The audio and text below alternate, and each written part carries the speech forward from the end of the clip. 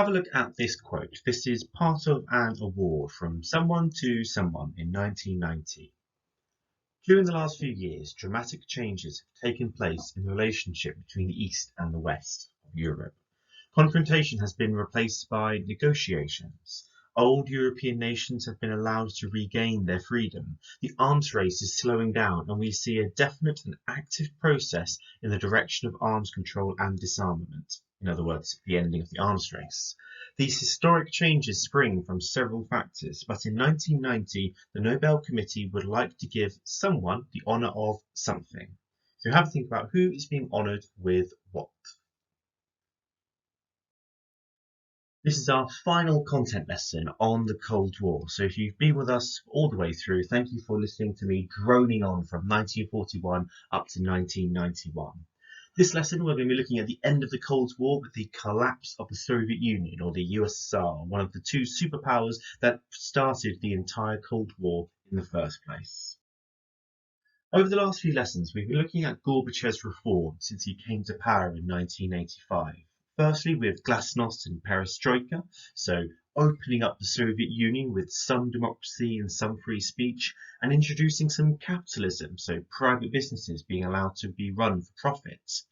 The lesson after that, we looked at how he started to end the arms race with America, though obviously a lot of that has been undone since he stopped being the leader.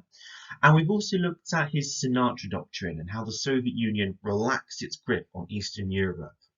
All of that has been focused very positively on Gorbachev. Remember, he wanted to change communism for the better.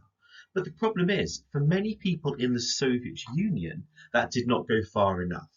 His glasnost, his allowing of freedom of speech and some democracy, had meant that he had faced increased opposition within the Soviet Union. Ignoring the ones in Poland or Hungary or Czechoslovakia, they're outside of the USSR. But that map you see at the bottom is all of the countries which exist today that were in the Soviet Union.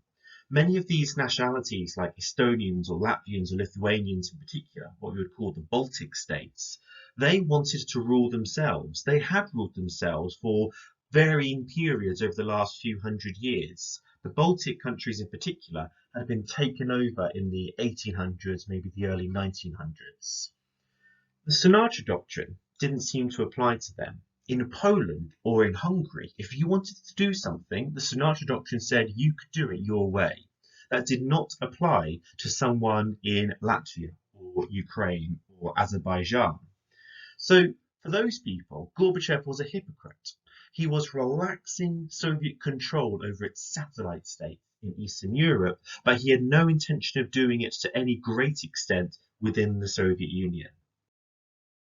So in 1990, after 5 years of Gorbachev's reforms and seeing the wave of democracy happening in Eastern Europe, the Baltic states of Estonia, Latvia, and particularly Lithuania started to get bolder. They declared their independence that was originally rejected by Moscow, but within a year they recognised they didn't really have much choice.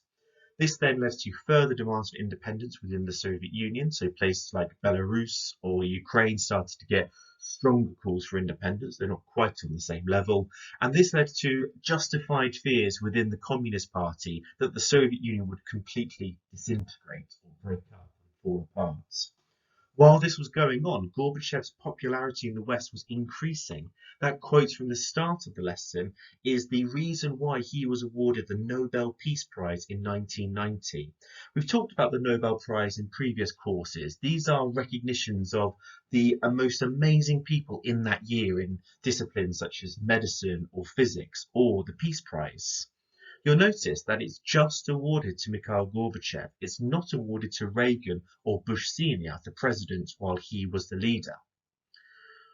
In the Soviet Union and in the East, Gorbachev was increasingly facing opposition, either because glasnost and perestroika was going too far, if you're a hardline communist, or they weren't going far enough, if you were a Democrat or a capitalist.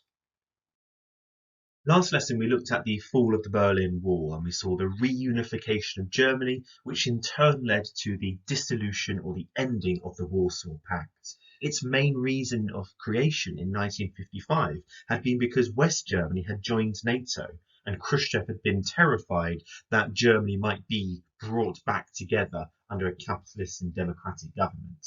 Since that happened, the main reason for the Warsaw Pact no longer existed, and it also went against Gorbachev's Sinatra doctrine, because these Warsaw Pact countries simply didn't want to be involved anymore, so there was no reason for it to exist. That was the final straw for many hardline communists within the Soviet Union. Whilst Gorbachev was on holiday in his dacha, kind of like his country lodge, there was an attempted coup by the army. In other words, they tried to replace the currently kind of communist government with a hardline communist government. This was defeated within a matter of days. One of the most notable scenarios was that Boris Yeltsin, the man in the supermarket we looked at a couple of lessons ago, he jumped on a tank outside one of the main government buildings and gave a speech encouraging this peaceful transition into democracy. The army and the hardline communists didn't have the backing they wanted, so they essentially gave up, and this transition, this change into democracy, kept on its way.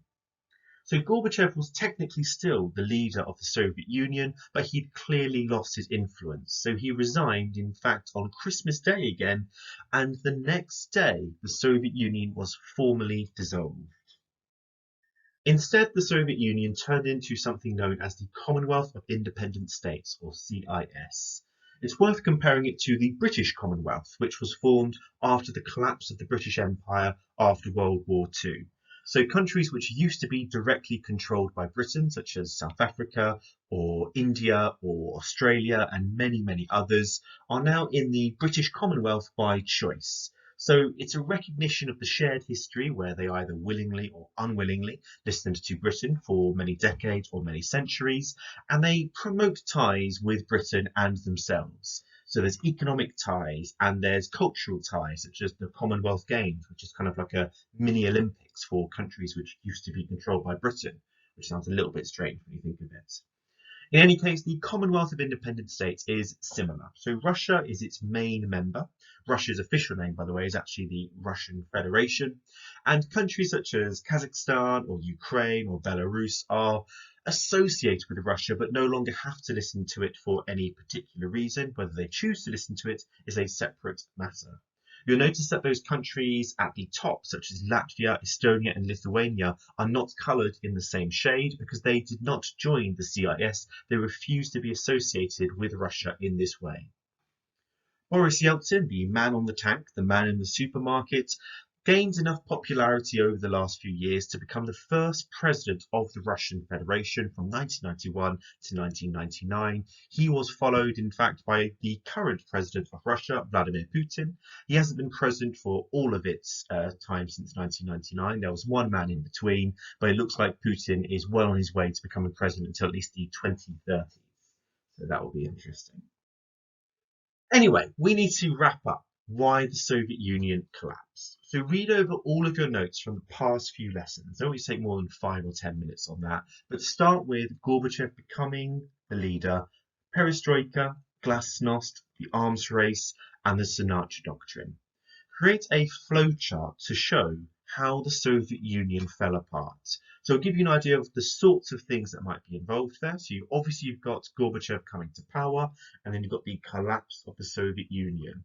And you want to be adding as many points as possible, trying to think about what sorts of things are creating pressures on the Soviet Union and how that will make the Soviet Union be untenable or impossible to continue. Once you've done that, once you've got maybe 10 or 15 different points, think about whether Gorbachev deserved the Nobel Peace Prize. Now, that was awarded mainly for his efforts in Eastern Europe, but it's before the collapse of the Soviet Union. It kind of ignores the fact that countries like Latvia, Lithuania, and Estonia were already demanding their own independence. You might argue that maybe he does deserve the Nobel Peace Prize, but so do other people as well. Do you think that Reagan, once he cooled down and stopped with his Star Wars plans and wanted to de-escalate the arms race, did he deserve some of the credit and some of the £1 million prize? A final way to help you with that is thinking about colour coding the events. So which of these were the actions of Gorbachev and which were completely beyond his control?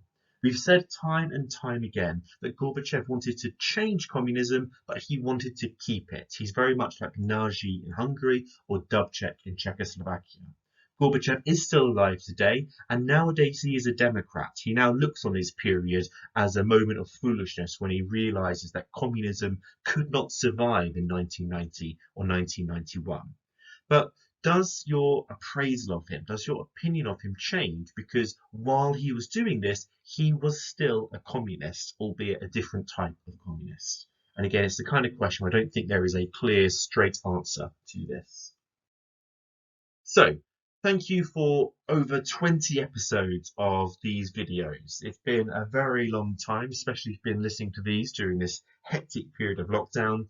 So we'll see you guys in year 11, where we'll start our fourth and final topic on USA. That is the civil rights movement for Black Americans in the 1950s to the 1970s. And within that, the context of America's involvement in the Vietnam War. So everything you've done here will be very important for understanding that second part, because without the Cold War, America would never have been involved in Vietnam. Hope you have a good summer, guys.